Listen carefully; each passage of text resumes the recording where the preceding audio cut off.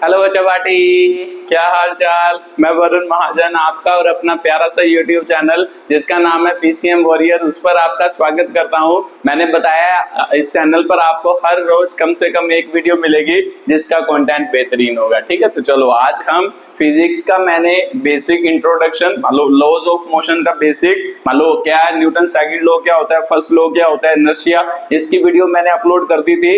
अब उसके क्या करेंगे, कुछ क्वेश्चंस करेंगे मान लो उस कॉन्सेप्ट के बिहाफ पर। मतलब जो भी फॉर्मूले आपने पढ़े हैं मतलब उस वीडियो में, मतलब जितने भी बेसिक टॉपिक पढ़े हैं उसके बेसिक क्वेश्चन को क्या करेंगे एक्सप्लेन। बेसिक से मान लो जेई के भी कुछ क्वेश्चन करेंगे, नीट के भी कुछ क्वेश्चन को क्या करेंगे एक्सप्लेन करेंगे। तो चलो वीडियो को शुरू करते हैं, तो स्टार्ट करते हैं। साथ साथ में क्वेश्चन लिखते जाना। मतलब अगर आप इस मान लो क्या वीडियो को अच्छे तरीके से सीखना चाहते हो, न्यूमेरिकल को अच्छे तरीके से सीखना चाहते हो, तो पिछली वीडियो जरूर देखना, वहां पे बेसिक मैंने पूरे क्या कर दिए, क्लियर कर दिए। ठीक है, तो चलो फॉर्मूले जल्दी जल्दी रिवाइज कर लेते हैं पहले, फिर उसके बाद क्या करते हैं टॉपिक शुरू करते हैं। मान लो वन बाय वन क्वेश्चन को एक्सप्लेन करना शुरू करते हैं। तो मैंने बताया था पीछे कौन कौन से फॉर्मूले आए थे। सर एक आया था मान लो न्यूटन सेकंड लॉ से फोर्स इज इक्वल टू क्या होता है, एम ए होता है। एक ये फॉर्मूला आया था। एक आया था कि भाई force is equal to M acceleration का मतलब क्या होता है sir, change in velocity upon time interval. तो सिंपल सी बात है, चेंज इन वेलोसिटी का मतलब final velocity minus initial velocity upon क्या होता था, टाइम होता था। एक ये फॉर्मूला आया था।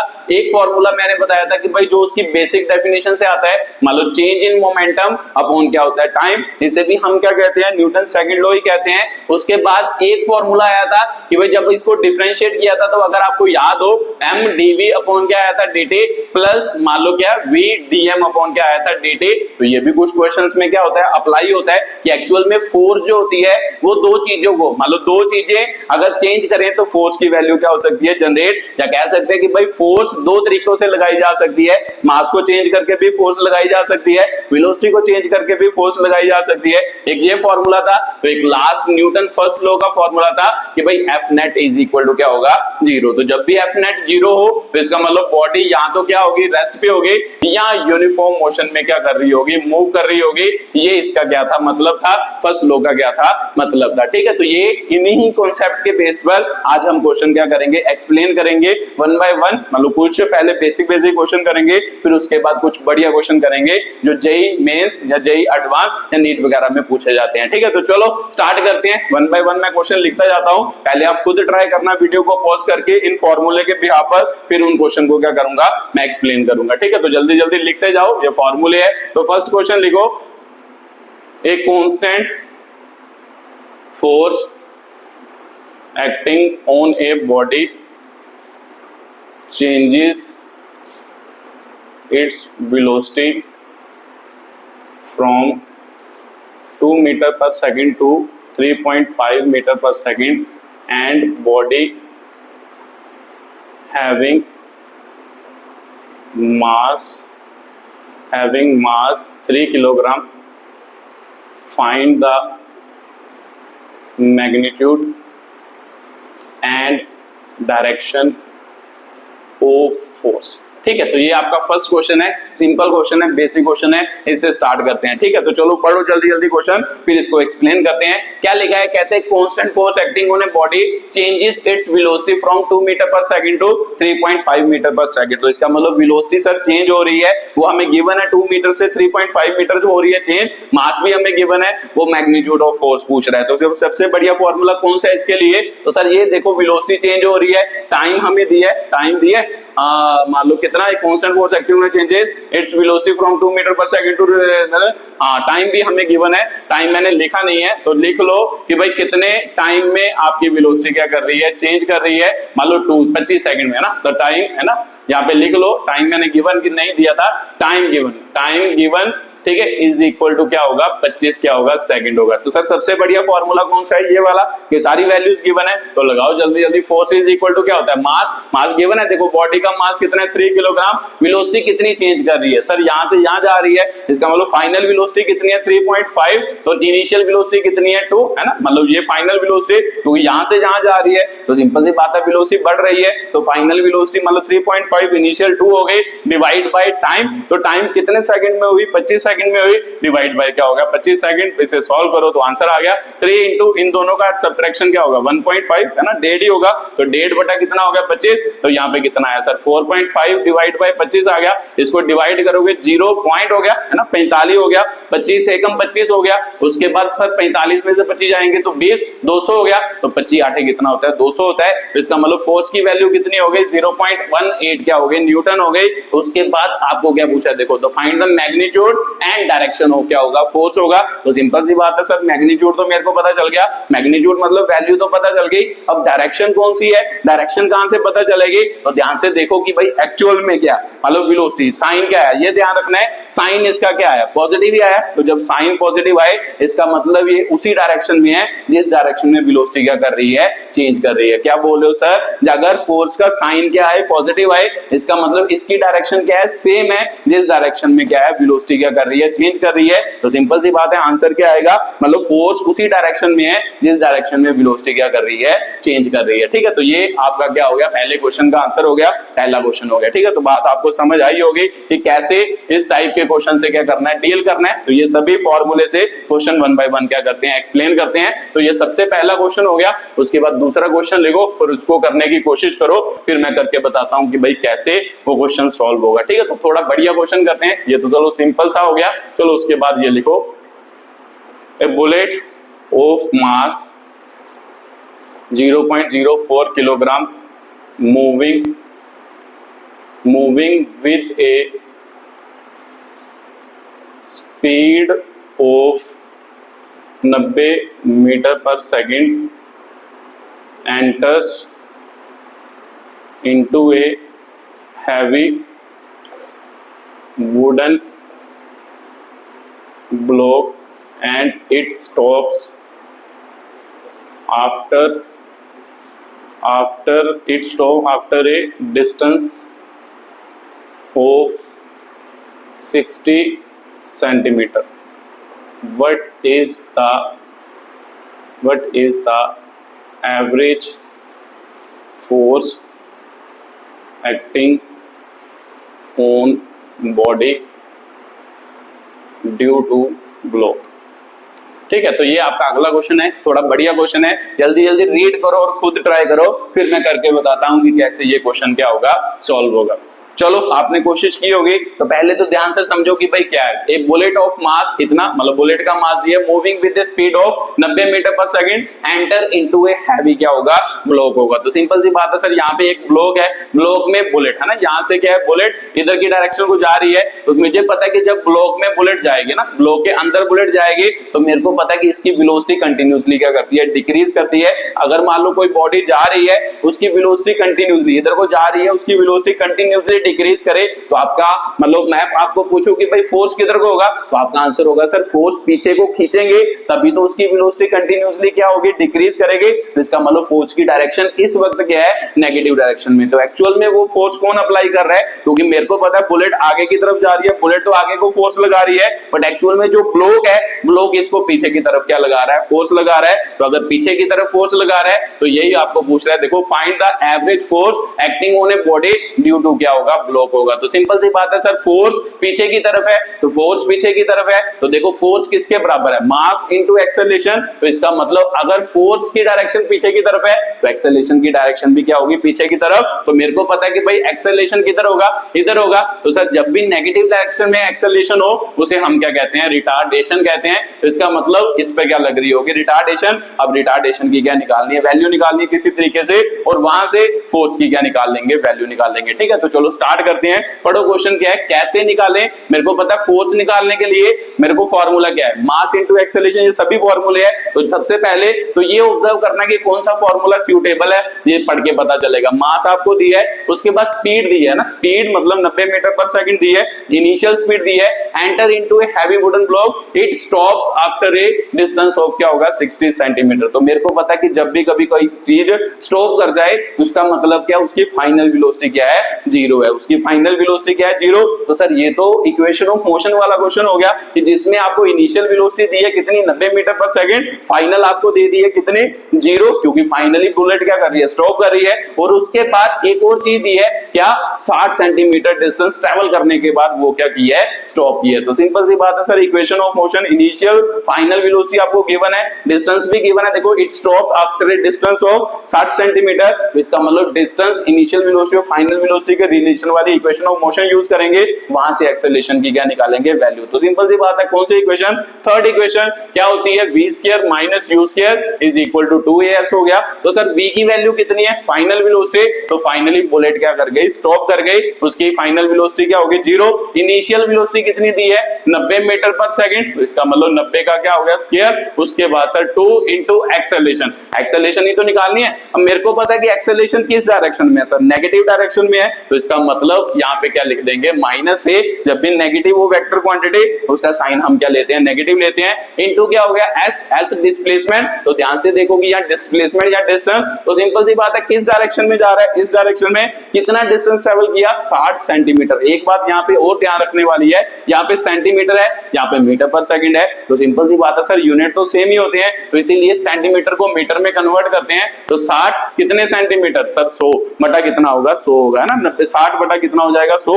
ये आपका आंसर किसमें आ गया मीटर, क्योंकि 1 मीटर किसके बराबर 100 सेंटीमीटर। तो सिंपल सी बात है सर 1 सेंटीमीटर किसके बराबर 1 बटा 100 क्या होगा मीटर होगा, और 60 सेंटीमीटर किसके बराबर 60 बटा 100 मीटर के क्या होगा बराबर होगा। तो बस इसे सॉल्व करना है। देखो माइनस से माइनस कट गया, तो इसको लिख लो 90 गुना कितना हो गया 90, ये उधर चला गया 100 है ना, उल्टा आगे उधर चला गया, इंटू कितना हो गया नीचे आ गया सॉरी 2 इंटू कितना आ गया 60, इसका इधर क्या बचा एक्सेलरेशन बचा। तो बस इसे सॉल्व करो और देखो कितना आंसर क्या है बन रहा है। तो मेरे को पता है 30 के टेबल में 30 दिया 90, 30 दूनी 60 हो गया, 2 दूनी 4 होता है, तो 25 चौके कितना होता है 100 होता है, 25 दिए 75, 75 को कितने से गुना करना है 90 से, तो सर गुना करेंगे कितना मतलब एक्सेलरेशन आ गई 0 तो आया ही है, 9 5 45 4 आंसर 9 7 63 और 4 ही बचे थे, हाँ 63 और 4 60, तो इसका मतलब एक्सेलरेशन कितनी होगी सर इतनी क्या होगी एक्सेलरेशन प्रोड्यूस होगी। एक्चुअल में ब्लॉक जो होगा वो उसको इस डायरेक्शन में कितनी एक्सेलरेशन जनरेट करेगा 6750 एक्सेलरेशन क्या करेगा जनरेट करेगा। तो ये भी बात मेरे को समझ आ गई। तो सर अगर एक्सेलरेशन निकल गई तो सिंपल सी बात है सर फोर्स तो हम निकाल ही सकते हैं, F इज इक्वल टू क्या होता है ma, तो सिंपल सी बात है sir force is equal to mass into acceleration, mass कितना दिया 0.04 दिया 0.04, एक्सेलरेशन आपकी कितनी आ गई है ये आ गई है 700 कितनी आ गई है 50 आ गई है। ठीक है, तो इसको 4 से मल्टीप्लाई करो तो ऐसे लिख सकते हो, मान लो 0 खत्म कर लो, इसको कितना लिख लो 100 हो गया, 700 कितना हो गया 50, तो 1 0 से 1 0 गया, तो F इज इक्वल टू इसको मल्टीप्लाई करो 5 चौके 20 हो गया, 20 और 2 आंसर 7 चौके 28, 28 और 2 30, 3 आंसर 24 और 3 27, और कौन कितना आ गया 10, ये कटा, तो इसका मतलब फोर्स इज इक्वल टू 270 के आगे न्यूटन आ गए। ठीक है, तो ये आपका अगला क्वेश्चन था, ये थोड़ा अच्छा क्वेश्चन था पिछले क्वेश्चन के कंपैरिजन में। ठीक है, तो ये आपका क्या था अगला क्वेश्चन। ऐसे क्वेश्चन भी आपको जेईई वगैरह में नीट वगैरह में पूछे जाते हैं। ठीक है, तो ये उसका क्या था कॉन्सेप्ट था कि कैसे उस क्वेश्चन के साथ क्या करना होता है डील। सबसे पहले यूनिट देखने होते हैं कि भाई यूनिट सेम है, अगर सेम है तो सीधा करो, अगर नहीं सेम तो उसको क्या करो चेंज करो अकॉर्डिंग टू सिचुएशन। ठीक है, तो ये आपका क्या हो गया अगला क्वेश्चन हो गया। अगले क्वेश्चन की क्या होगी एक्सप्लेनेशन। तो चलो उससे अगला क्वेश्चन करते हैं, फिर उसको क्या करते हैं एक्सप्लेन करते हैं। लिखो जल्दी जल्दी अगला question. A force of 5 Newton changes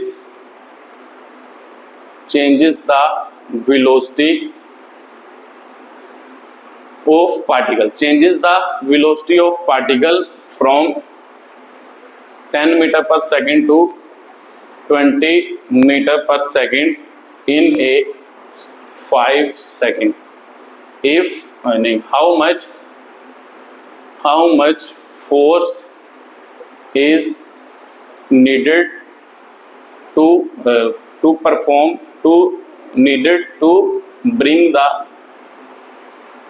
same change in 2 second. ठीक है, तो ये आपका अगला क्वेश्चन है। जल्दी जल्दी रीड करो और खुद ट्राई करो, फिर मैं करके बताता हूं कि कैसे ये क्वेश्चन क्या होगा सॉल्व होगा। चलो आपने कोशिश की होगी, तो देखते हैं कि भाई कैसे ये क्वेश्चन के साथ क्या करेंगे डील। पढ़ो क्वेश्चन क्या है। कहता है फोर्स ऑफ 5 न्यूटन, फोर्स की वैल्यू गिवन है, changes the velocity from this to this in a क्या होगा 5 सेकंड। तो सिंपल सी बात है सर, फोर्स गिवन है, मान लो वेलोसिटी चेंज गिवन है, मान लो क्या है, मान लो ये गिवन है 5 सेकंड गिवन है, तो कौन सी इक्वेशन लगाएं? तो आपका मन करेगा सर ये वाली इक्वेशन लगाते हैं। देखो वेलोसिटी गिवन है सारी, टाइम गिवन है, तो मास यहां से निकल जाएगा। अगर मास यहां से निकल गया तो उसके बाद वो क्या बोल रहा है, सेम चेंज करना है, तो उस पे फोर्स की क्या निकाल दो, वैल्यू निकाल दो। तो निकाल ही सकते हैं, आसान ही है। तो चलो यहां से स्टार्ट करते हैं। मेरे को पता है फोर्स की वैल्यू कितनी गिवन है ना, वो वाला फॉर्मूला लिख लेते हैं पहले कि भाई फोर्स इज इक्वल टू क्या होगा, मास इनटू क्या हो गया, वेलोसिटी माइनस यू अपॉन क्या हो गया टी। तो सर फोर्स की वैल्यू निकालनी है, मास कितना गिवन है,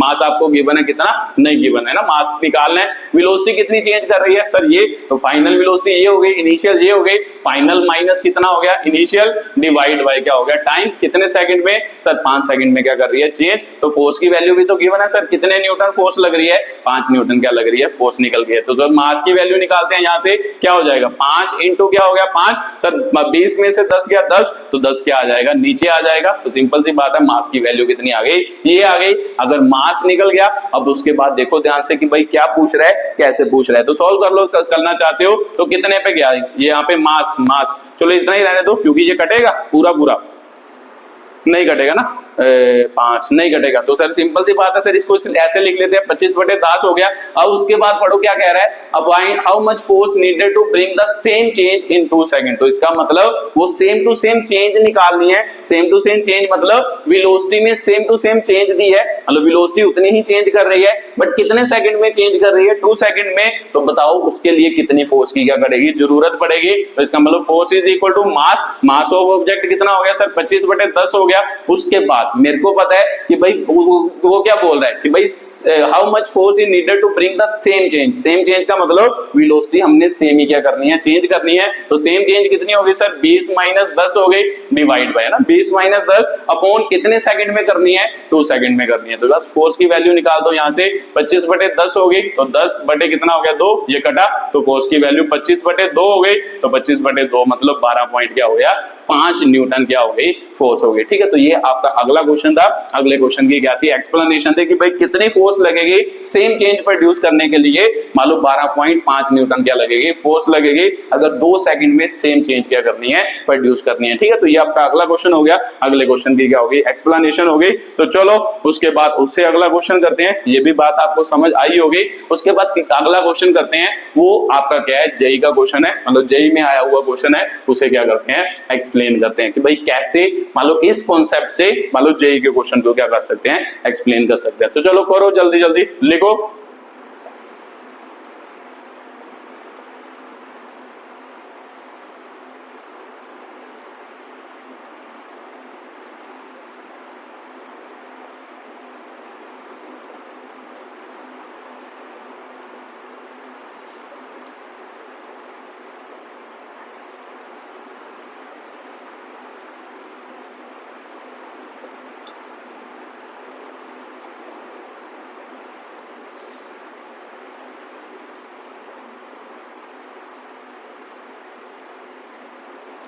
ठीक है, ये 2023 का क्वेश्चन है आपका, जेई 2023 में पूछा गया क्वेश्चन है। ठीक है, तो जल्दी जल्दी रीड करो और खुद ट्राई करो, फिर मैं करके बताता हूं कि कैसे ये क्वेश्चन क्या होगा सॉल्व होगा।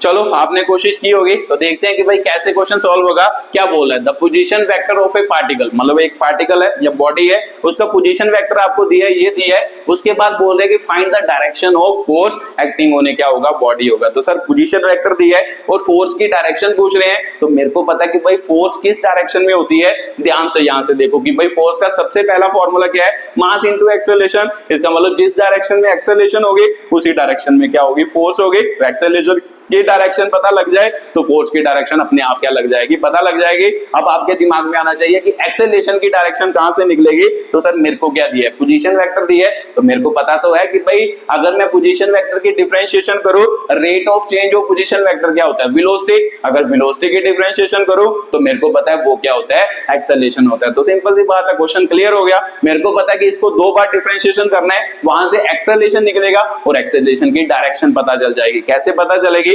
ध्यान से देखो कि भाई पोजीशन वेक्टर में क्या दिया, आई कैप, जे कैप, के कैप दिया है, इसका मतलब डायरेक्शन की टर्म में बात की है। तो जब दो बार डिफरेंशिएशन करोगे जो वाला कंपोनेंट बचेगा, आई वाला बचेगा तो आई डायरेक्शन में मतलब एक्सेलरेशन की डायरेक्शन होगी, अगर जे वाला कंपोनेंट बचेगा तो जे की डायरेक्शन होगी, अगर के वाला बचेगा तो के की क्या होगी, डायरेक्शन होगी। क्या बोल रहे हो सर, समझ नहीं आ रहा, करते हैं फिर बात आपको क्लियर होगी। यहां से ये तो समझ आ रहा है कि एक्सेलरेशन की वैल्यू निकालनी है, एक्सेलरेशन की डायरेक्शन निकालनी है, अगर एक्सेलरेशन की डायरेक्शन निकल गई तो फोर्स की डायरेक्शन उसी डायरेक्शन में क्या होगी, फोर्स होगी। तो चलो एक्सेलरेशन निकालते हैं। तो सबसे पहले एक बार इसको डिफरेंशिएशन किया तो सर मेरे को पता है change in position vector with respect to time क्या होता है, वेलोसिटी होता है, ये तो आपने पढ़ा है पीछे। तो सिंपल सी बात है, डिफरेंशिएशन करो, मैं सीधा कर रहा हूं ना। अगर आपको डिफरेंशिएशन नहीं आता तो पिछली वीडियोस मेरी जरूर देखना, उसमें मैंने सभी ये बेसिक सारी चीजें आपको क्या करी है, अच्छे तरीके से सिखाई है। तो डिफरेंशिएशन करेंगे तो sir 10 dr upon dt, dt upon dt क्या होता है 1, तो आई कैप हो गया। इसकी डिफरेंशिएशन करेंगे ना 15, साथ में क्या आएगा, इसकी differentiation x raise to power n वाला formula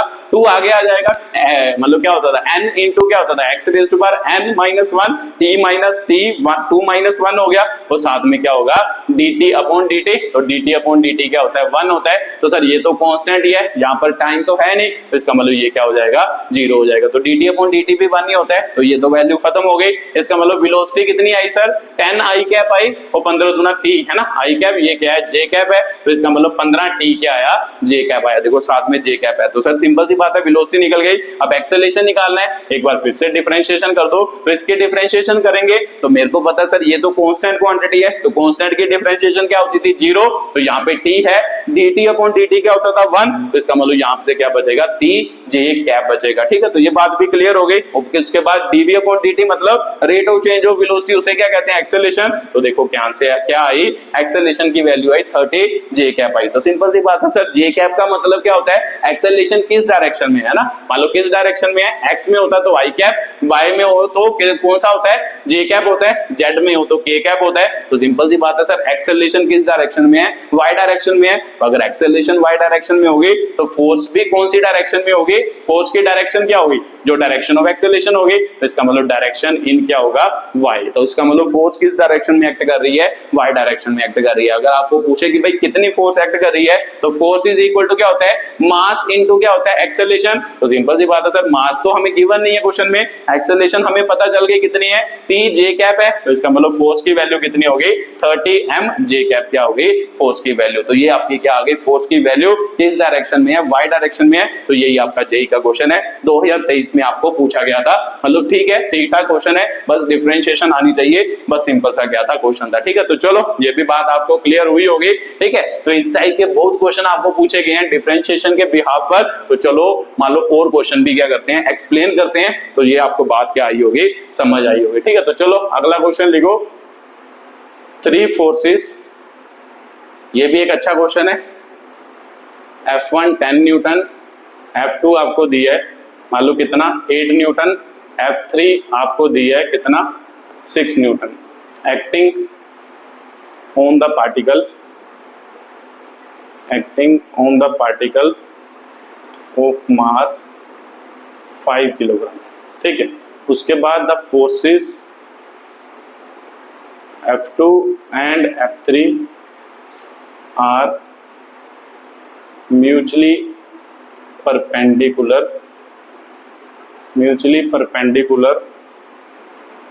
so that particle remains at rest if the force F1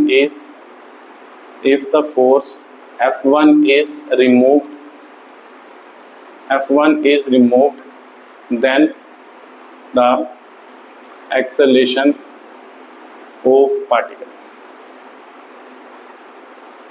ठीक है, तो ये भी आपका जेई का क्वेश्चन है, 2023 का क्या है क्वेश्चन है। तो जल्दी जल्दी रीड करो और ट्राई करो खुद, फिर मैं करके बताता हूं कि कैसे ये क्वेश्चन क्या होगा, सॉल्व होगा।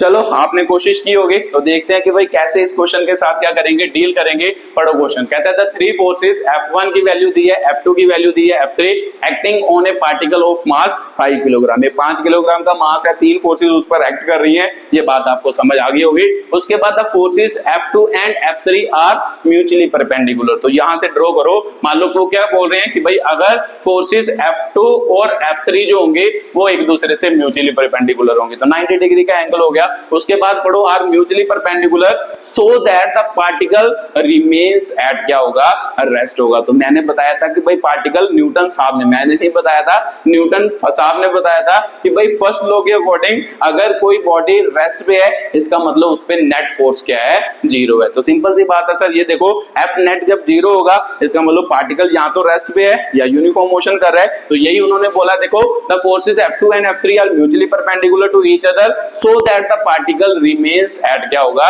रेस्ट होगा। तो सिंपल सी बात है, तीन फोर्सेस एक्ट कर रही हैं, उनमें से दो फोर्सेस एक दूसरे के परपेंडिकुलर हैं। अब हमने चेक करना है कि भाई तीसरी फोर्स किधर होगी। तो सिंपल सी बात है सर, मुझे ये तो पता चल गया कि अगर पार्टिकल रेस्ट पे है इसका मतलब तीनों फोर्सेस का नेट वैल्यू क्या होगी, जीरो होगी। तो नेट फोर्स जीरो होगी, तो वो कैसे पता चलेगा। अब ध्यान से देखो कि भाई कैसे। तो मेरे को पता है कि अगर दो फोर्सेस ऐसे लग रही हो, दो वेक्टर ऐसे हो, तो उसका रिजल्टेंट वेक्टर क्या होता है according to parallelogram law. Sir मुझे पता है कि रिजल्टेंट वेक्टर क्या होता है, डायगोनल ऑफ क्या होता है पैरेललोग्राम। अगर एक वेक्टर इधर हो दूसरा वेक्टर इधर हो तो इन तीनों दोनों का रिजल्टेंट क्या है, ये होगा। तो इसको हम क्या कह देते हैं, F4 कह देते हैं। तो सिंपल सी बात है, इन दोनों का नेट जो होगा वो इधर होगा। तो अगर मान लो नेट फोर्स है ना, ये पार्टिकल है, मान लो ये पार्टिकल है, इस पर अगर नेट फोर्स जीरो है तो सिंपल सी बात है सर, इस डायरेक्शन में जो फोर्स लगती होगी उस डायरेक्शन में उतनी ही फोर्स लगती होगी, तभी ये मान लो नेट फोर्स क्या होगी, जीरो होगी। क्या बोल रहे हो सर, मान लो एक्चुअल में अगर ये फोर्सेस हैं, मैं बोलूं कि भाई इसकी वैल्यू मान रहा हूं, मुझे नहीं पता कितनी आएगी,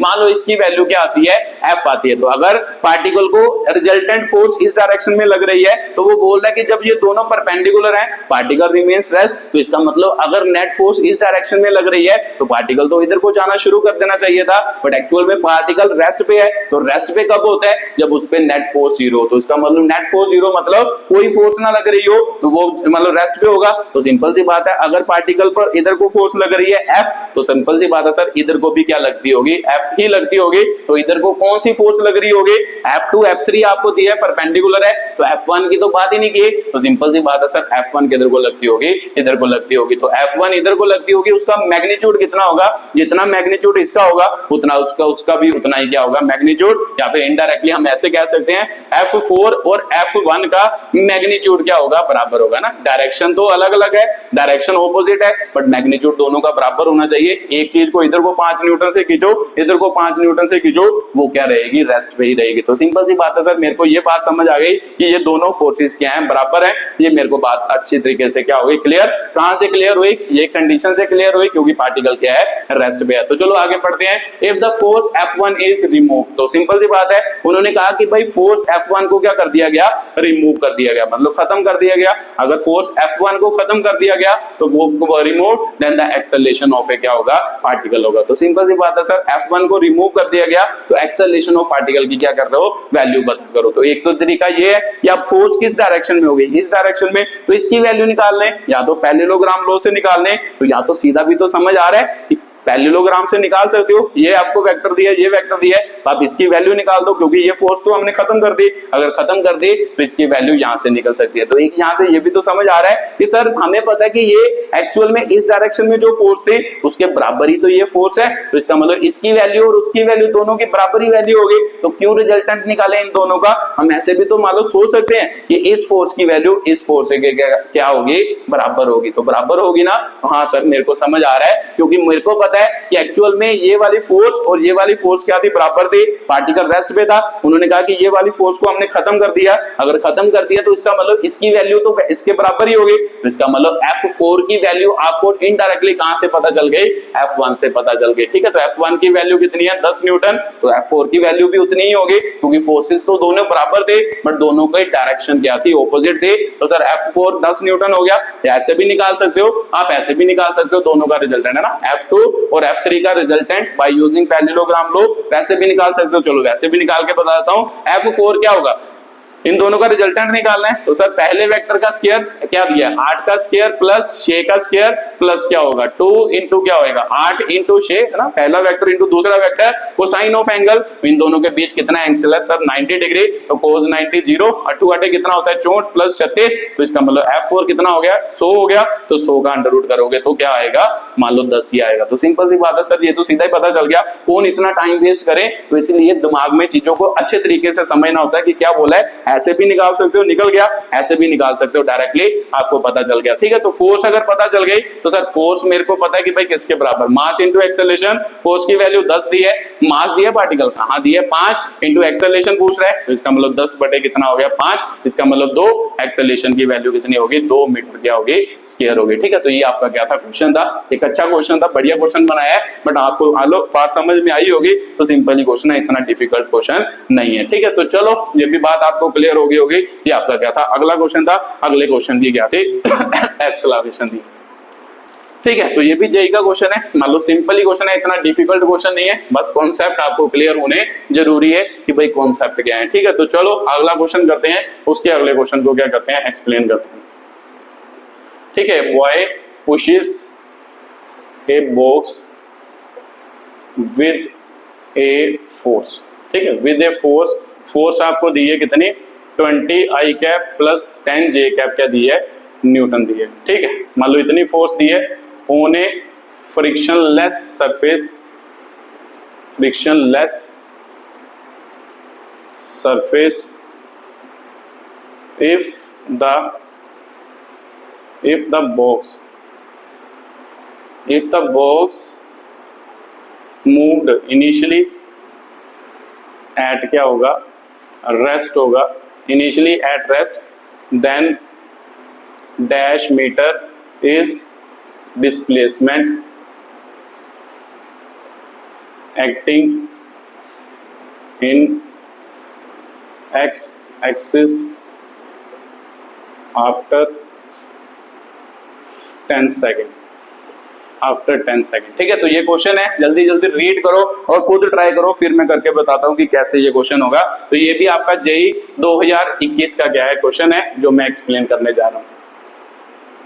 चलो आपने रीड किया होगा, देखते हैं कि भाई कैसे ये क्वेश्चन के साथ क्या करेंगे डील। पढ़ो जल्दी जल्दी। कहता है boy pushes a box with a force of this, मतलब बॉय जो है एक मान लो क्या है बॉक्स पे फोर्स ला रहा है, मतलब ये बॉक्स है, मान लो एक सरफेस पे बॉक्स पड़ा है, उस पर फोर्स लगा रहा है, इतनी फोर्स लगा रहा है ऑन ए फ्रिक्शनलेस सरफेस। तो सिंपल सी बात है सर, यहाँ पे फ्रिक्शन की कोई बात नहीं हो रही, म्यू की वैल्यू कितनी है 0 है, म्यू 0 है ना, जब फ्रिक्शनल फोर्स क्या है 0 है, दूसरी फोर्स तो लगा रहा है बट फ्रिक्शनल फोर्स 0 है। तो आगे बात करते हैं, if the box is initially at rest, तो सिंपल सी बात है यू की वैल्यू क्या हो गई 0 हो गई, then initially at rest then dash meter is the displacement. तो इसका मतलब मेरे को क्या पूछ रहा है, डिस्प्लेसमेंट की वैल्यू पूछ रहा है, जब आपने फोर्स लगाई वो कितना डिस्प्लेस किया, जब पार्टिकल मतलब जो बॉक्स है वो इनिशियली क्या होगा रेस्ट पे होगा, वो कितना मूव कर रहा है, इज डिस्प्लेसमेंट एक्टिंग इन क्या होगा एक्स डायरेक्शन आफ्टर क्या होगा 10 सेकंड। तो सिंपल सी बात है, मान लो एक्स डायरेक्शन में मेरे को क्या पूछ रहे हैं, डिस्प्लेसमेंट पूछ रहे हैं कि भाई एक्स डायरेक्शन में कितना पार्टिकल क्या किया होगा मूव किया होगा। तो सिंपल सी बात है सर, मेरे को पता है कि अगर फोर्स लग रही है यहाँ पे ये, तो एक्चुअल में कौन सी डायरेक्शन की फोर्स पूछ रहा है मेरे को, कौन सी डायरेक्शन की डिस्प्लेसमेंट पूछ रहा है, एक्स डायरेक्शन की डिस्प्लेसमेंट पूछ रहा है। अगर एक्स डायरेक्शन की डिस्प्लेसमेंट पूछ रहा है तो फोर्स भी तो एक्स डायरेक्शन की लेंगे, एक्स डायरेक्शन में जो फोर्स लगेगी आपको पता है कि एक्चुअल में इसका मतलब क्या होता है, इसका मतलब होता है मतलब इसको लिखें F इज इक्वल टू क्या होगा 20 j कैप 10 क्या हो सॉरी 20 I कैप और 10 क्या होगा j कैप होगा। तो इसका मतलब क्या होता है, इसका मतलब होता है ये क्या है, मतलब F इज इक्वल टू ये Fx होता है, ये क्या होता है Fy होता है ना, F vector is equal to Fx vector Fy vector. तो सिंपल सी बात है सर, अगर पार्टिकल की डिस्प्लेसमेंट x डायरेक्शन की लेनी है तो y डायरेक्शन की तो हमने बात ही नहीं करनी। तो मेरे को यहां से समझ आया कि भाई x डायरेक्शन में जेडी फोर्स लग रही है वो कितनी लग रही है, मान लो फैक्टर फॉर्म में बात करें तो 20 I कैप हो गया।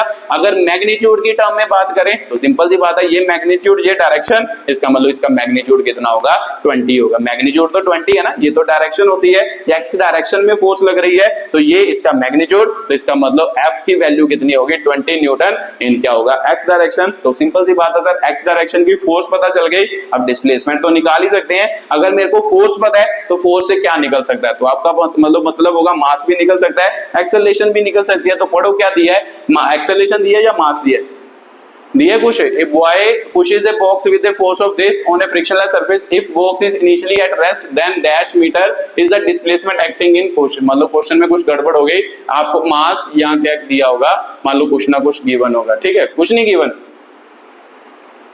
मास दिया है आपको, मान लो इस क्वेश्चन में क्या दिया है, मास दिया है, ठीक है, तो मास मान लो कह सकते हो boy pushes a box with the force of this, मान लो on a frictionless surface having mass, मान लो मास आपको दिया है, कितना मास दिया है, 2 किलोग्राम का दिया है, मास दिया है, ठीक है, तो मास आपको गिवन होगा तभी ये क्वेश्चन सॉल्व होगा, अदरवाइज ये क्वेश्चन सॉल्व नहीं होगा। तो मास आपको गिवन है तो सिंपल सी बात है सर, फोर्स पता चल गई, अगर मास गिवन है तो एक्सेलरेशन निकाल सकते हैं, तो फोर्स इज इक्वल टू क्या होता है, मास इनटू क्या होता है, एक्सेलरेशन, फोर्स कितनी है 20, मास कितना है सर 2, तो इसका मतलब एक्सेलरेशन निकल गई, कितनी होगी 20 अपॉन कितना हो गया 2, इसका मतलब 10 मीटर पर सेकंड स्क्वायर क्या हो गई, एक्सेलरेशन हो गई। तो अब एक्सेलरेशन पता चल गई है, अब उसके बाद मेरे को क्या पूछ रहा है, एक्स डायरेक्शन की क्या पूछ रहा है, डिस्प्लेसमेंट, तो सर डिस्प्लेसमेंट वाली इक्वेशन यूज करते हैं। मेरे को पता क्या है, मेरे को एक टाइम पता है, एक मेरे को क्या पता है, इनिशियल वेलोसिटी पता है, एक मेरे को एक्सेलरेशन पता है, तो कौन सी इक्वेशन यूज करेंगे, सेकंड इक्वेशन ऑफ मोशन क्या होगी, s इज इक्वल टू क्या होएगा, ut प्लस क्या होएगा हाफ at स्क्वायर। ये बात आपको क्लियर होनी चाहिए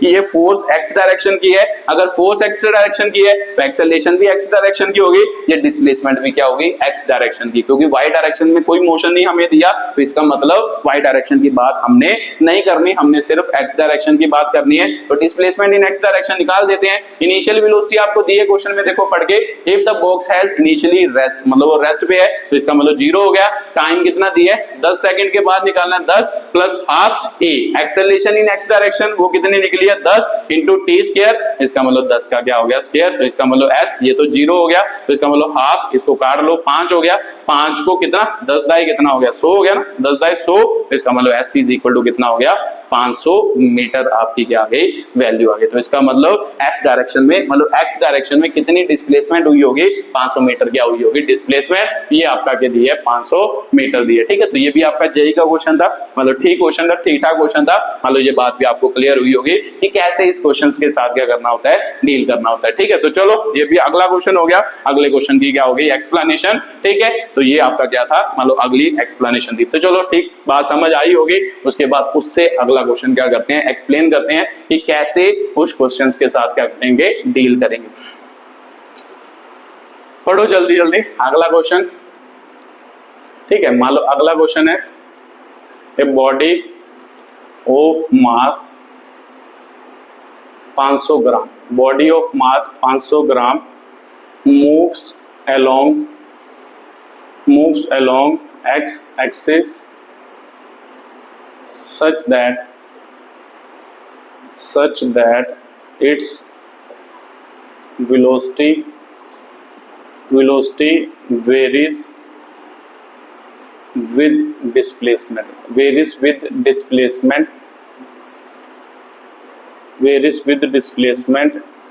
x according to relation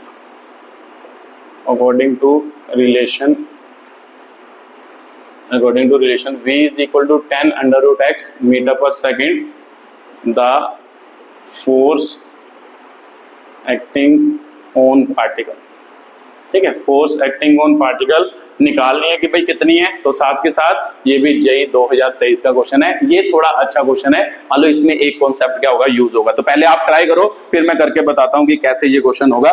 मैं इंक डाल लेता हूं उतना, आप जल्दी जल्दी ट्राई करो।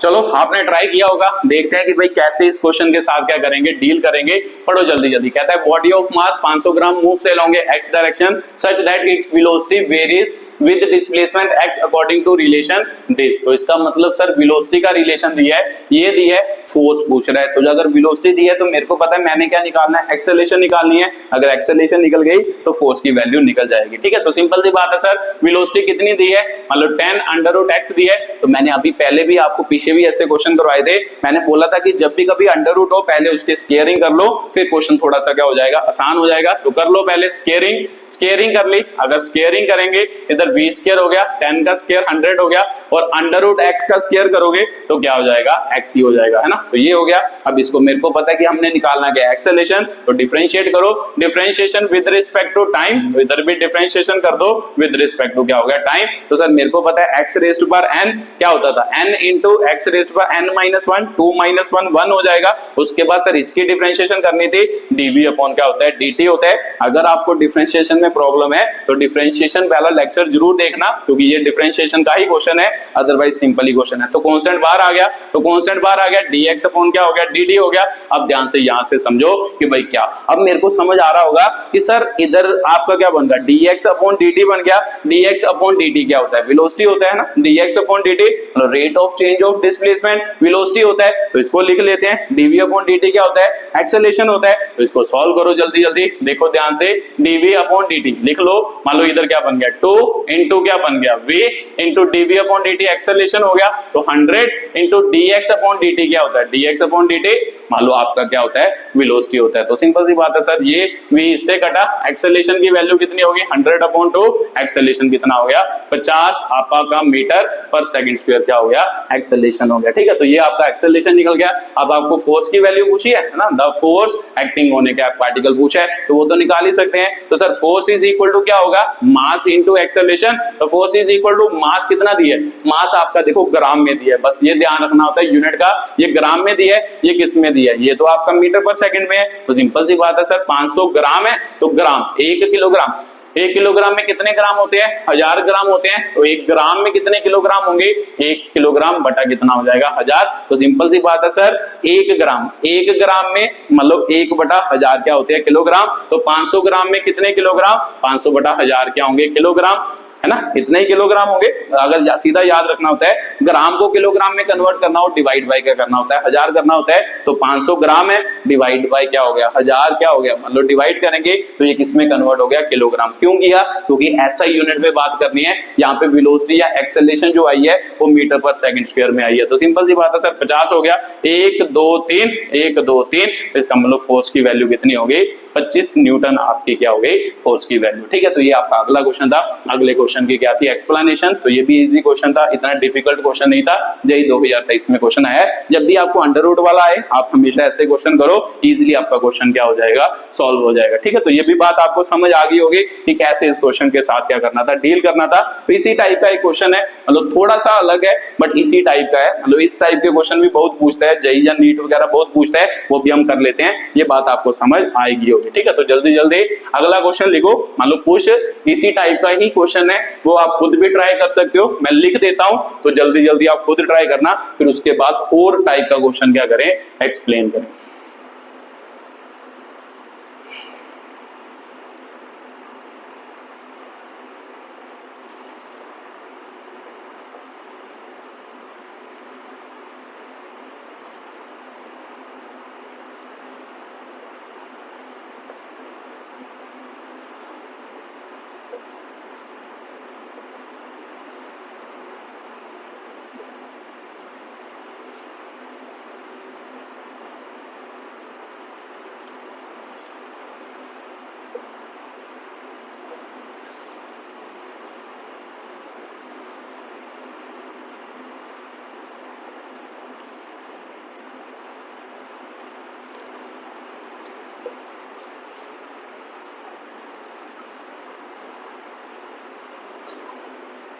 ठीक है, ये क्वेश्चन है, जल्दी जल्दी रीड करो और खुद ट्राई करो, क्योंकि उसी टाइप का क्वेश्चन है। फिर मैं करके बताता हूँ कि कैसे ये क्वेश्चन क्या होगा, सॉल्व होगा।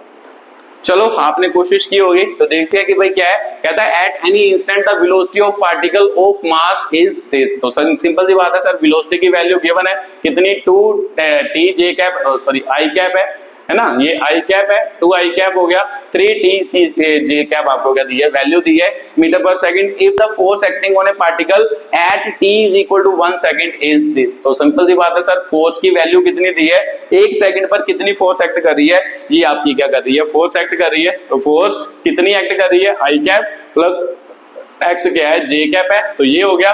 कितने पर, 1 सेकंड पर। तो सिंपल सी बात है सर, अब फोर्स की वैल्यू निकालनी है कि भाई फोर्स की वैल्यू जब निकालोगे तो वो आगे क्या पूछा है, then the value of X is, इसका मतलब यहाँ पे जो एक्स है उसकी वैल्यू क्या होगी वो निकाल के बताओगे भाई कितनी होगी। तो सर फोर्स निकालते हैं तो फोर्स को इसके साथ कंपेयर करेंगे, तो जहां से कंपैरिजन में एक्स का जो मान लो जे कैप के साथ जो कोफिशिएंट होगा वही फोर्स का क्या होगा, एक्स की क्या होगी, वैल्यू होगी। तो चलो करते हैं सॉल्व, इजीली कर लेंगे। तो ये तो सर वेलोसिटी है, तो इसको एक्सेलरेशन में कन्वर्ट करते हैं। तो एक्सेलरेशन में कन्वर्ट करने के लिए डिफरेंशिएशन करोगे तो सर इसका dt upon dt 1 2 i cap हो गया। तो यहाँ पे करेंगे तो x रेज्ड पावर n वाला फॉर्मूला, तो क्या होएगा 6t हो जाएगा, j कैप हो जाएगा। तो ये आपका क्या निकल गया, एक्सेलरेशन निकल गया। तो मेरे को पता है कि भाई एक्सेलरेशन निकल गया, बट ये तो टाइम की टर्म में आया। तो ध्यान से समझो, उन्होंने क्या बोला है, हमने फोर्स की वैल्यू कब चाहिए, 1 सेकंड पर चाहिए। तो 1 सेकंड पर अगर फोर्स की वैल्यू चाहिए तो एक्सेलरेशन भी तो 1 सेकंड पर ही होगी। तो सिंपल सी बात है sir, time is equal to क्या भरेंगे, 1 सेकंड। तो 1 सेकंड भरने पर देखो कितनी एक्सेलरेशन आ रही है, 2 i कैप 6 इंटू क्या हो गया 1 j कैप हो गया।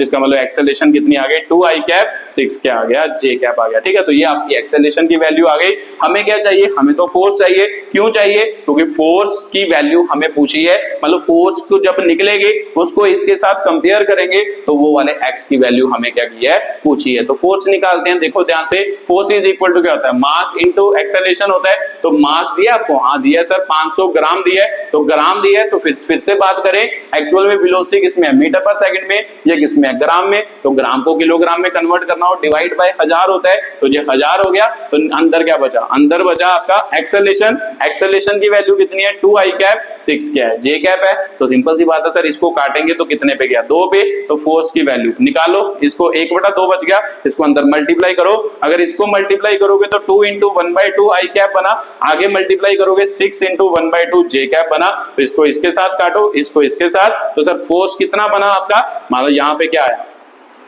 यहाँ पे सिंपल आई कैप आ गया, देखो 1 बचा है तो 1 आई कैप आ गया। तो यहाँ पे कितना आया, 3 जे कैप आया। तो ये आपकी क्या निकली, फोर्स की वैल्यू। अब इसको और इसको कंपेयर करके देखो कि भाई क्या समझ आ रहा है। तो सर मेरे को पता है आई कैप के आगे 1 है, आई कैप के आगे 1 है। तो यहाँ पे जे कैप के आगे x है, यहाँ पे जे कैप के आगे क्या है, 3। तो यही तो आपको पूछ रहा है। तो एक्चुअल में ये क्वेश्चन हमने फोर्स निकाला, उन्होंने बोला कि जो फोर्स में ये वाली वैल्यू आई है वो बताओ कितनी होगी। तो वो आपको x पूछ रहे हैं, तो x की वैल्यू यहाँ से कंपेयर करके देखो कितनी बन रही है, 3 बन रही है। तो सिंपल सी बात है सर, ये क्वेश्चन था, इजी क्वेश्चन था ये भी।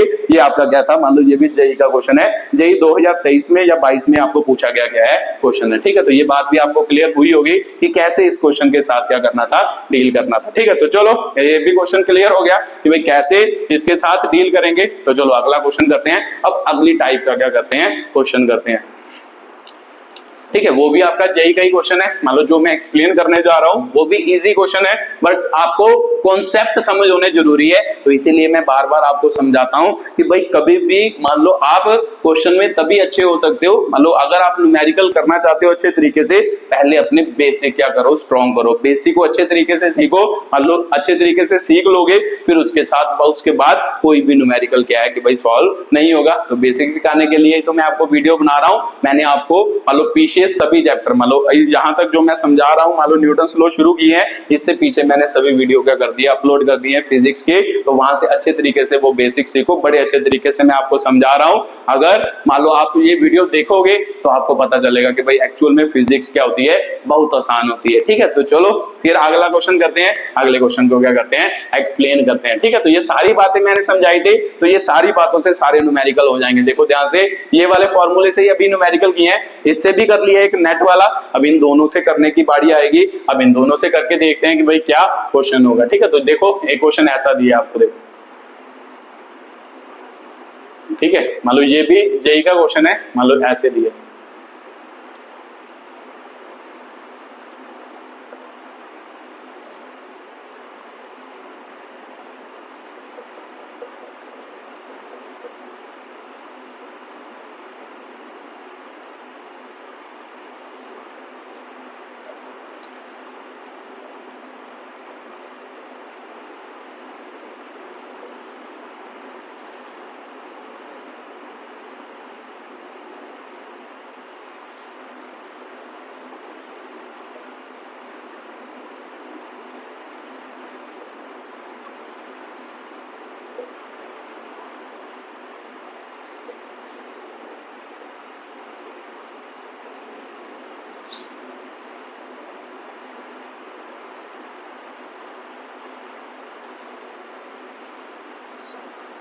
ठीक है, ये आपका क्वेश्चन है। तो ये जेई 2022 का गया है क्वेश्चन है। ठीक है, तो ये भी एक अच्छा क्वेश्चन है, मतलब अच्छे कॉन्सेप्ट पे क्वेश्चन है। मान लो अगर आपको बातें क्लियर हैं तो आप इजीली इस क्वेश्चन को भी क्या कर लोगे, सॉल्व। जल्दी जल्दी रीड करो, फिर मैं करके बताता हूँ कि कैसे ये क्वेश्चन क्या होगा, सॉल्व होगा। चलो, आपने कोशिश की होगी, देखते हैं कि भाई क्या लिखा है। मान लो एक्चुअल में क्या लिखा, देखो, the jet is releasing A water at a rate of क्या होगा, दिस हो गया। क्या मतलब, मान लो ये एक्चुअल में क्या दिया है, इसको क्या कहा गया है, जेट।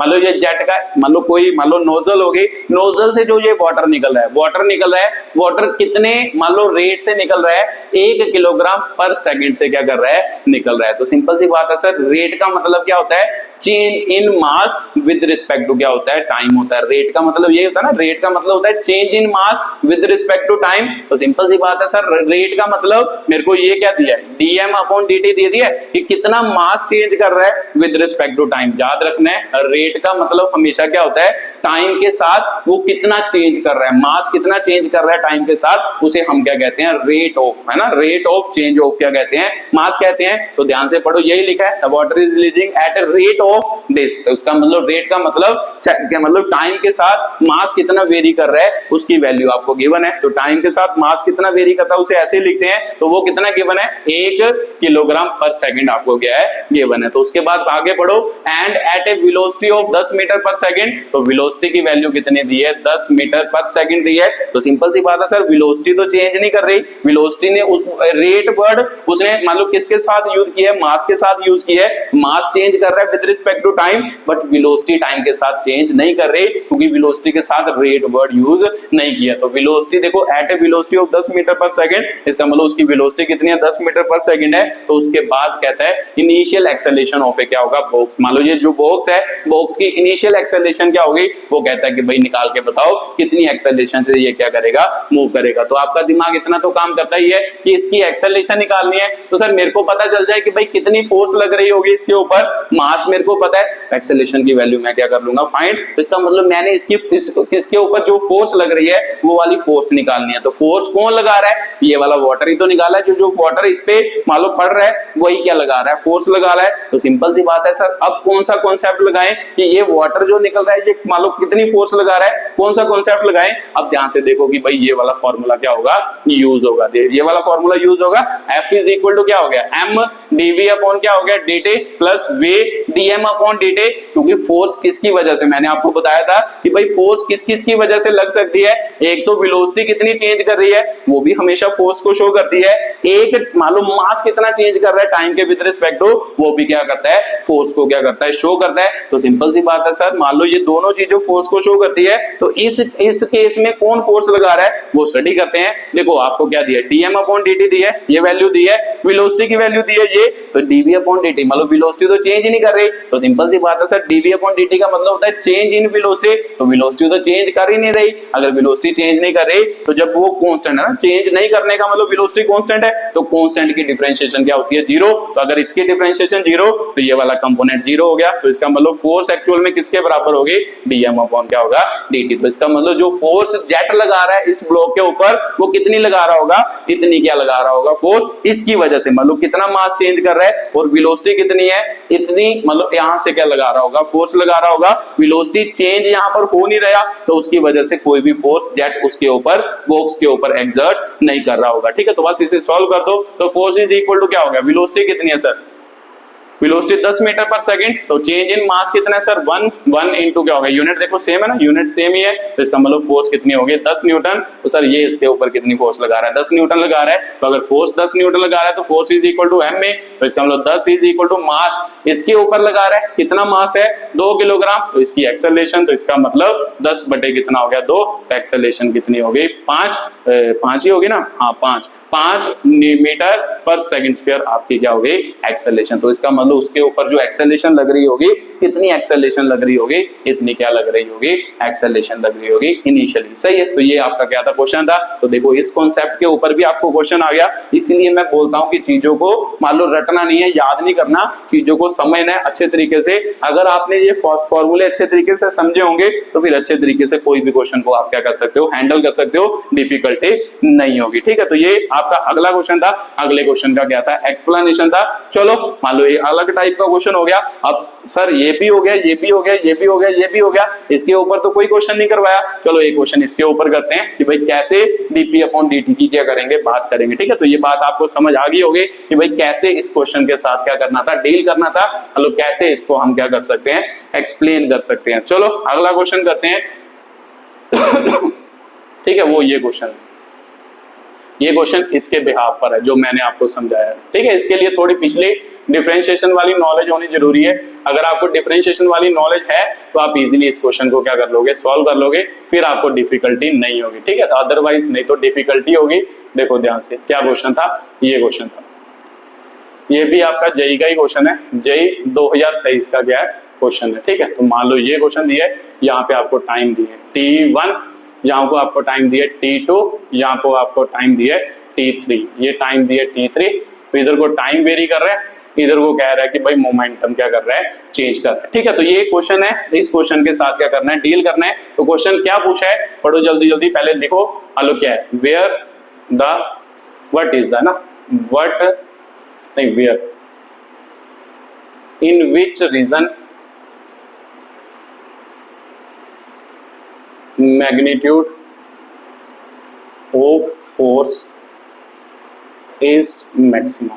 मतलब किस रीजन में मैग्नीट्यूड ऑफ फोर्स क्या है, मैक्सिमम एंड क्या है, मिनिमम है। ठीक है, मिनिमम और क्या है, मैक्सिमम है, ये बताना है आपने। ठीक है, तो चलो मान लो ये हो गया। अब ध्यान से देखो कि भाई ये कैसे उस कॉन्सेप्ट का क्वेश्चन है, ध्यान से पढ़ो। देखो ये क्या आ गया, ग्राफ आ गया। तो सर जब ग्राफ आए तो इसका मतलब किसका ग्राफ है, मतलब पी मोमेंटम और टाइम का ग्राफ है। तो इसका मतलब मोमेंटम चेंज कर रहा है और टाइम चेंज कर रहा है। तो जब मोमेंटम चेंज कर रहा है और टाइम चेंज कर रहा है, तो मेरे को पता है मोमेंटम चेंज करना और टाइम चेंज करना किसके बराबर होता है, फोर्स के बराबर। इसका मतलब फोर्स इज इक्वल टू क्या होएगा, डीपी अपॉन dt। तो सर ये मेरे को फील आ तो रहा है, डीपी अपॉन dt एक्चुअल में क्या होता था, स्लोप। इसका मतलब क्या होता है कि जब हमने ग्राफ पढ़ा था, डिफरेंशिएशन पढ़ा था, तो ये बातें मैंने आपको अच्छे तरीके से क्लियर करवाई थी कि जो dp अपॉन dt का मतलब क्या है, rate of change of momentum with respect to time. तो जब भी कभी किसी चीज का मतलब कोई वैल्यू चेंज करे with respect to other value, उसको क्या कहते हैं, स्लोप ऑफ, क्या कहते हैं, स्लोप ऑफ, मतलब p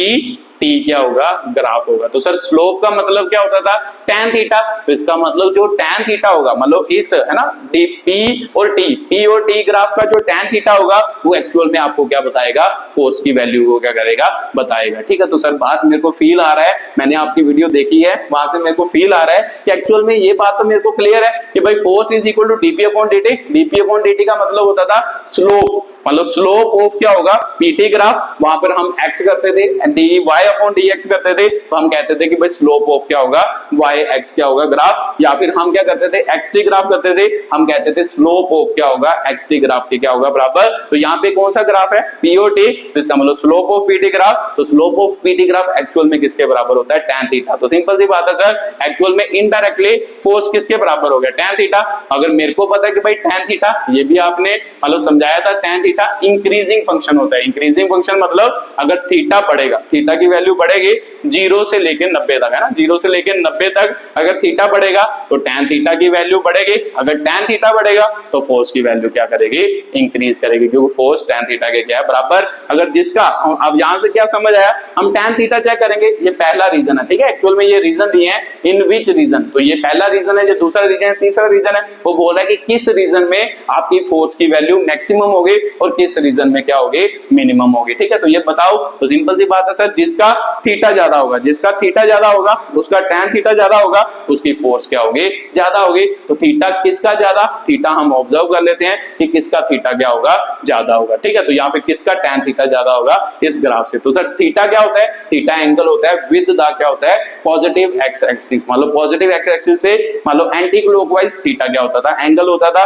तो सिंपल सी बात है सर, एक्स एक्सिस तो ये है, तो ये मान लो पहला रीजन हो गया। तो सर एक्स एक्सिस के पैरेलल, जब एक्स एक्सिस के साथ ग्राफ ना बनता हो तो उसके पैरेलल लाइन खींचनी होती है, इसके पैरेलल लाइन आ गई। अब देखना है कि भाई ये पैरेलल लाइन, मतलब ये भी एक्चुअल में टाइम एक्सिस को शो कर रहा है, इसके साथ इसका एंगल कितना बन रहा है मुझे नहीं पता कितना बन रहा है, थीटा कह देता हूं, ठीक है। तो चलो थीटा 1 कह देता हूं। उसके बाद इसको ऑब्जर्व करो ध्यान से, देखो ये क्या है, ये थीटा 2 है, तो यहां से तो समझ आ रहा है सर इसका थीटा 1 जो है वो थीटा 2 से क्या है बड़ा। एक बात तो मेरे को क्लियर हो गई, जो थीटा 1 है ना, जो थीटा 1 है वो थीटा 2 से क्या है बड़ा है, ये बात तो क्लियर हो गई। तो सिंपल सी बात है, थीटा 1 अगर थीटा 2 से बड़ा है, अगर थीटा ज्यादा होगा तो tan थीटा ज्यादा, अगर tan थीटा ज्यादा होगा तो फोर्स ज्यादा। तो सिंपल सी बात है सर, मेरे को समझ आ गया कि यहाँ पे जो फोर्स होगी, यहाँ पे जो फोर्स की वैल्यू होगी वो ज्यादा होगी एज कंपेयर टू क्या हो गया दिस। इसका मतलब ए की फोर्स जो होगी, ए रीजन की फोर्स जो होगी वो बी रीजन से क्या होगी ज्यादा होगी, ये बात तो मेरे को यहाँ से क्लियर होगी। उसके बाद आता है तीसरा, अब यहाँ पे आ जाओ,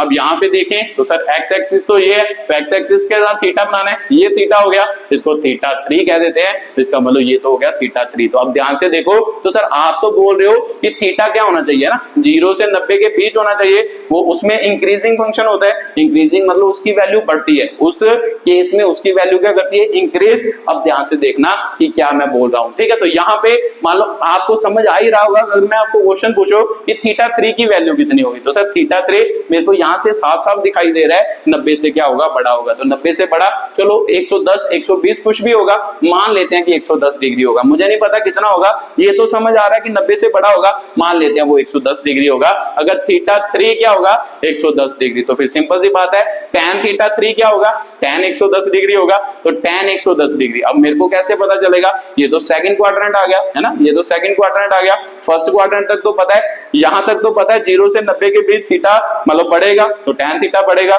बट ये तो मान लो सेकंड क्वाड्रेंट में क्या हो गई बात, तो क्यों ना इसको कन्वर्ट कर दें। अगर आपको ट्रिग्नोमेट्री थोड़ी बहुत आती है तो इसको हम ऐसे भी तो लिख सकते हैं, tan theta 3 is equal to क्या होगा tan 180 माइनस 70 भी लिख सकते हैं, तो लिख सकते हैं सर ये तो मेरे को आता है ट्रिग्नोमेट्री, तो 180 माइनस 70 हो गया, तो tan 180 माइनस 70 कौन सा क्वाड्रेंट सेकंड क्वाड्रेंट। तो जब भी 180 होता है तो मैंने आपको पीछे भी बताया कि 180 पर मतलब ट्रिग्नोमेट्री रेशियो चेंज नहीं करते, tan ने tan ही रहना है, कोट ने कोट ही रहना है, साइन ने साइन ही रहना है, बस उसका आंसर क्या आएगा tan थीटा आएगा। तो थीटा का काम कौन कर रहा है 70, तो tan थीटा आएगा, बट सेकंड क्वाड्रेंट में सर साइन और कोसेकेंट क्या होते हैं पॉजिटिव, बाकी सारी ट्रिग्नोमेट्रिक रेशियो क्या होती है नेगेटिव। तो एक्चुअल में इसका जो आंसर आता है वो क्या आता है -30। तो अगर नहीं पता तो याद रखना है tan 180 माइनस थीटा जो होता है वो किसके बराबर होता है -tan थीटा के बराबर होता है। तो हमने इसको ऐसे भी तो लिख सकते हैं, 180 में से 70 जाएंगे तो सिंपल सी बात है 110 ही होगा, इसको ऐसे लिखा जा सकता है। अगर ऐसे लिखा जा सकता है तो सर tan 180 माइनस थीटा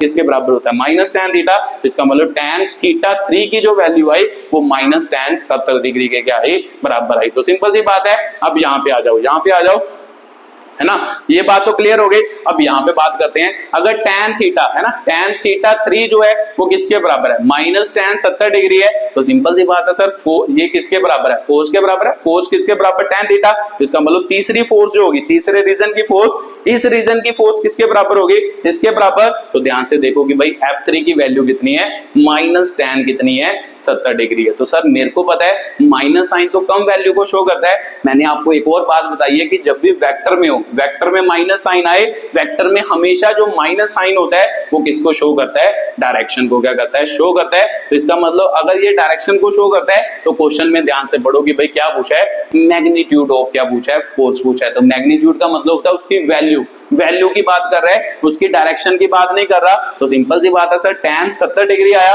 तो यहाँ पे माइनस साइन डायरेक्शन को शो कर रहा है, तो इसका मतलब F3 की वैल्यू कितनी आई, F3 की वैल्यू कितनी आई tan 70 डिग्री आई है ना, F3 की वैल्यू कितनी आई tan 70 डिग्री। तो अगर tan 70 डिग्री आया, अब यहाँ से ये बात तो आपको क्लियर हो गई होगी। तो या फिर ऐसे कह सकते हो कि थीटा 3 की वैल्यू कितनी आई, ये थीटा 3 तो बना थीटा 3, तो इसको सॉल्व किया, अगर ये tan थीटा 3 था है ना, थीटा 3 110 था, तो tan थीटा 3 मतलब tan थीटा 3 इसके बराबर, तो ये कट जाएगा और थीटा 3 की वैल्यू कितनी आ गई 70 डिग्री आ गई। तो सर थीटा 3 की वैल्यू ही आपकी 70 आई, तो सिंपल सी बात है सर थीटा 3 कितना एंगल है 70 डिग्री, माइनस मतलब यहाँ के बराबर है, तो सिंपल सी बात है tan 70 डिग्री है ना, tan 70 डिग्री, इसका मतलब किसके बीच आ गया, देखो 0 90 के बीच आ गया, तो ये वाला एंगल कितना बन रहा है, ये आपको समझ आ रहा होगा कि सर ये लगभग मान लो 30-35 डिग्री बन रहा है, ये 30-35 डिग्री है, चलो इसको 30 डिग्री मान लेते हैं, 30 डिग्री के आसपास होगा, तो ये तो 15 डिग्री बन रहा है, बहुत छोटा है 15 डिग्री, तो इसका आंसर कितना बन रहा है 70 डिग्री। तो सर tan 70 की वैल्यू क्या होगी, सबसे ज्यादा होगी। अगर tan 70 की वैल्यू सबसे ज्यादा,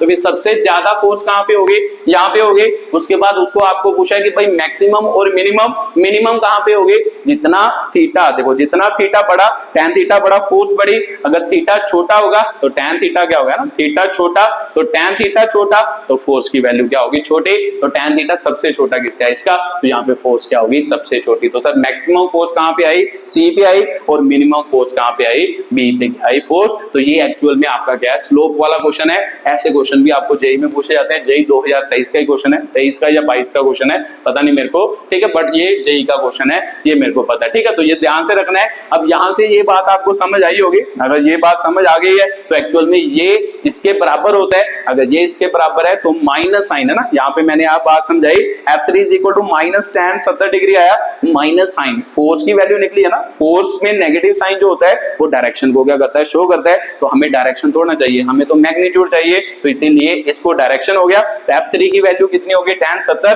तो इसका मतलब 70 डिग्री, मतलब थीटा 3 कितना आया, 70 डिग्री, मतलब tan 70 डिग्री पर जितनी tan की वैल्यू होगी उतनी फोर्स की क्या होगी, वैल्यू होगी। तो सिंपल सी बात है सर, 70 डिग्री पर सबसे ज्यादा मान लो फोर्स होगी, इस पे उससे कम होगी, इस पे सबसे कम, हमें मैक्सिमम और मिनिमम पूछा है, तो यहाँ पे मैक्सिमम, यहाँ पे क्या होगा, मिनिमम। तो यहाँ पे लिख लो मैक्सिमम फोर्स कितनी होगी, तो आपका आंसर होगा मैक्सिमम फोर्स कितनी है, सी रीजन पे है, और मिनिमम फोर्स किस रीजन में होगी, ए रीजन में क्या होगी, मिनिमम फोर्स होगी, ठीक है। तो ये आपका क्या था, क्वेश्चन था, ये आपके क्वेश्चन की क्या थी, एक्सप्लेनेशन थी। तो ग्राफ वाले क्वेश्चन भी आपको आते हैं, ग्राफ वाले क्वेश्चन के भी अच्छे तरीके से क्या करना है, डील करना है। ये बात आपको समझ आई होगी, ठीक है। अगर नहीं समझ आई एक बार फिर से रिपीट करना, फिर बात आपको अच्छे तरीके से क्या होगी, क्लियर होगी, ठीक है। तो वीडियो को देखने के लिए बहुत बहुत धन्यवाद।